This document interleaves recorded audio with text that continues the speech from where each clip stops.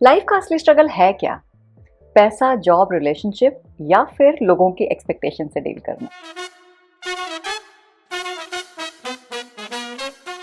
अपने ट्रॉमास को हील करना, इमोशंस को कंट्रोल करना और दूसरों की एक्सपेक्टेशन से खुद को आज़ाद कर देना, ऐसा चाहते तो हम सब हैं। पर क्या ऐसा करना पॉसिबल है? अब ये सवाल मेरे दिमाग में बहुत टाइम से चल रहा है एंड लकीली मुझे अपने सवालों का जवाब मिला in the book the courage to be disliked. ये किताब ना एक यूथ और एक फिलोसोफर की बातचीत पर बेस्ड है। The youth talks about the popular and modern use of Freudian philosophy, और जो फिलोसोफर हैं वो बात करते हैं about the lesser known and conventional views of Adler psychology. So through the conversation किताब का मेन पर्पस है to help the readers understand कि हमारे emotions, how do they work, how those emotions overpower us if we do not have courage, trauma से कैसे deal करें और खुद को दूसरों की एक्सपेक्टेशन से कैसे आज़ाद करें। और इसी बात ने मुझे बहुत अट्रैक्ट किया टू रीड द बुक। इस किताब के ऑथर्स हैं इचिरो किशिमी एंड फुमिताके कोगा।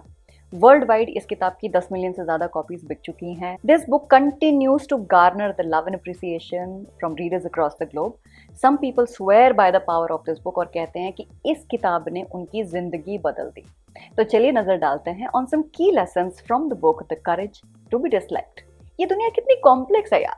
किसी भी सवाल का एक सीधा जवाब नहीं है, फिर चाहे वो पर्सनल मैटर हो, प्रोफेशनल या फिर सोसाइटल। और ऊपर से सोशल मीडिया की सनसनी, news channels, everywhere it is drama and chaos. लेकिन अगर मैं कहूँ कि दुनिया कॉम्प्लेक्स नहीं सिंपल है, तो क्या आप मेरी बात का यकीन करोगे? दुनिया सिंपल है लेकिन हम उसे कॉम्प्लिकेटेड बना देते हैं, क्योंकि हर इंसान ना दुनिया को एक अलग नजरिए से देख रहा है। जिस नजरिए से आप दुनिया को देख रहे हैं, अब ये जरूरी थोड़ी है कि सामने वाला भी उसी नजरिए को देखे और समझे। And that's where the first and most important lesson of the book comes. It takes courage to see the world without any filters.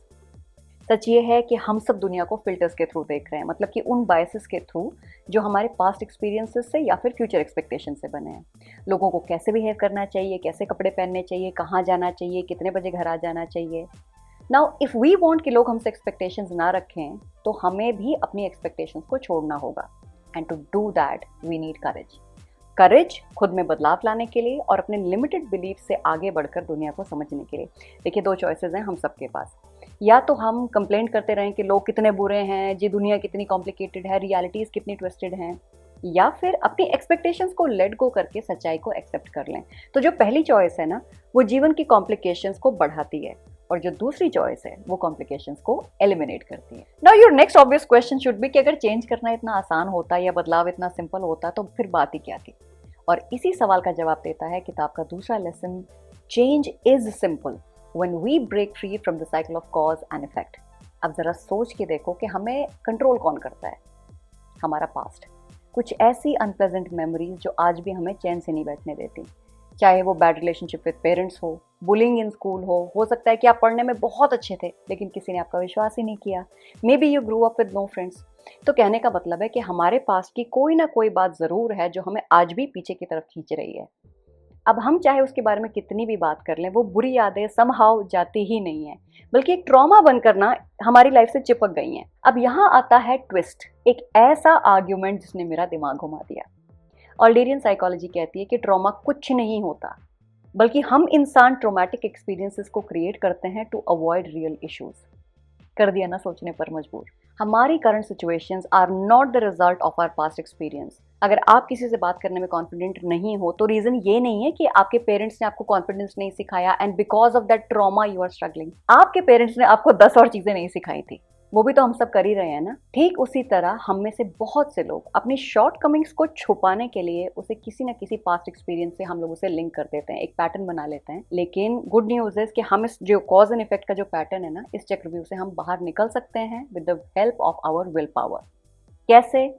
Trauma और bad experiences of the past के पीछे छुपने के बजाय रियलिटीज को फेस करना शुरू कीजिए and start working towards improvement. By the way, what's your perspective on anger? हमें गुस्सा क्यों आता है? Is it because of our own doings और अदर्स बिहेवियर? वैसा होता है ना कि गुस्से में हम लोग आउट ऑफ कंट्रोल हो जाते हैं, समझ ही नहीं आता कि हम क्या कर रहे हैं। एडलर इस पॉइंट को भी आर्ग्यू करते हैं and that brings us to the next lesson of the book, जो कि बहुत ही पावरफुल और आई ओपनिंग है। And the lesson is, anger is a tool that people use to take revenge. लोग गुस्सा करते हैं बदला लेने के लिए। देखो, इमोशंस में पावर है।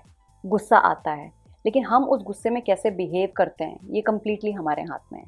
अनफॉर्चुनेटली बहुत से लोग पहले तो गुस्से के नाम पे अपना बदला निकाल लेते हैं, फिर कहते हैं जी I am sorry. In reality गुस्सा किसी भी इंसान पर इतना हावी नहीं हो जाता कि उसे समझ ही ना आए कि वो क्या कह रहा है और क्या बोल रहा है। We all have the power to choose the meaning that we assign to our emotions. हम गुस्से में भी चूज कर सकते हैं कि हम कैसे बिहेव करें। सो बी माइंडफुल, नॉट रिवेंजफुल। किताब का अगला लेसन कहता है कि इंसान के अंदर का इंफीरियोरिटी कॉम्प्लेक्स सिर्फ एक बहाना है रिस्पॉन्सिबिलिटीज ना लेने के लिए। पहली बात तो सुपीरियोरिटी कॉम्प्लेक्स व इंफीरियोरिटी कॉम्प्लेक्स तो दोनों ही बहुत नॉर्मल है। अगर आपने इन दोनों में से किसी को भी अपने अंदर एक्सपीरियंस किया है तो प्लीज गिल्टी मत फील कीजिए। ये फीलिंग कहीं ना कहीं आई वुड से हम सबके अंदर होती है। प्रॉब्लम इज कि हम इन फीलिंग्स को मैनेज नहीं कर पाते। अगर आप किसी को देखकर इंफीरियर फील करते हो तो उसका क्या मतलब है? That some part of you wants to become better, right? लेकिन अगर आप ग्रो करने की बजाय अपनी इस इंफीरियोरिटी कॉम्प्लेक्स को एक्सक्यूज बना के बैठ जाओगे तो आप कभी भी आगे थोड़ी बढ़ सकते हो।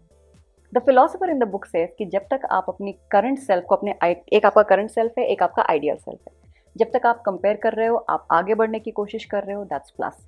लेकिन जैसे ही आप खुद को दूसरों से कंपेयर करना शुरू करते हो और आपकी अनहैप्पीनेस बढ़ जाती है, आपका फियर ऑफ फेलियर बढ़ जाता है, आपको लगता है I am not good enough, now that's a big minus. Keep in mind कि हमारी फंडामेंटल रिस्पॉन्सिबिलिटी है अपना बेस्ट वर्जन बनना, और वो अचीव करने के लिए हमें कंपैरिजन ट्रैप से बाहर निकलकर दूसरों के मुताबिक चलना छोड़कर हिम्मत दिखानी होगी। तो आ गई ना बात घूम फिर के फिर से करेज पर। अब आते हैं किताब के उस लेसन पर जो मेन टाइटल से जुड़ा है, and the lesson is have the courage to be disliked if you want absolute freedom from people's judgments. I am sure आपको भी फ्रीडम चाहिए, मुझे भी चाहिए, हम सबको फ्रीडम चाहिए। लेकिन जैसे ही आप अपनी इच्छाओं के बारे में बात करोगे ना, यू विल नोटिस कि जो फ्रेंड्स और फैमिली आपसे बहुत ज़्यादा अटैच थे, आपसे प्यार करते थे, वही आपको डिसलाइक करने लगेंगे। और अगर आप उनका प्यार मेंटेन करने की कोशिश करोगे तो आपको अपनी चॉइसेस को सैक्रिफाइस करना पड़ेगा। इस बात की भी कोई गारंटी नहीं है कि अगर आपने अपनी खुशियां सैक्रिफाइस कर दी तभी भी लोग आपको पसंद करें या ना करें। तो ऐसी कॉम्प्लिकेटेड सिचुएशन में हमें क्या करना चाहिए? दोबारा करेज डिस्प्ले करना होगा टू सेट बाउंड्रीज। आपको ये डिफाइन करना पड़ेगा that what is doable for you and what is not. अगर किसी इंसान को आपसे अनरियलिस्टिक एक्सपेक्टेशंस हैं तो वो उनकी प्रॉब्लम है, आपकी नहीं। अपने बारे में सोचने से आप सेल्फिश नहीं बन जाते, बल्कि जो लोग आपको इमोशनली मैनिपुलेट करते हैं ना, वो सेल्फिश हैं। और याद रखना कि लोग आपको तभी मैनिपुलेट कर सकते हैं जब आप इमोशनली वीक हों, वरना चांस ही नहीं है। And to reach to that state जहां कोई भी आपको इमोशनली मैनिपुलेट ना कर पाए, you have to have the courage to be disliked. तो दोस्तों आज के लिए बस इतना ही। इस किताब में बहुत सारे लेसन्स हैं, बहुत सारे आइडियाज़ हैं from Greek philosophy and Adlerian psychology, जो कि जीवन की कॉम्प्लिकेशंस को हैंडल करने के तरीके बताते हैं। I am sure just like it did for me, ये किताब आपके भी एग्जिस्टिंग बिलीव्स को चैलेंज करेगी and will help you display courage when needed. Don't forget कि ये बुक समरी सिर्फ एक ट्रेलर है, it is not an alternative to reading the book. So please get your copy of the book, read it and come back to the video to tell me later about your experience.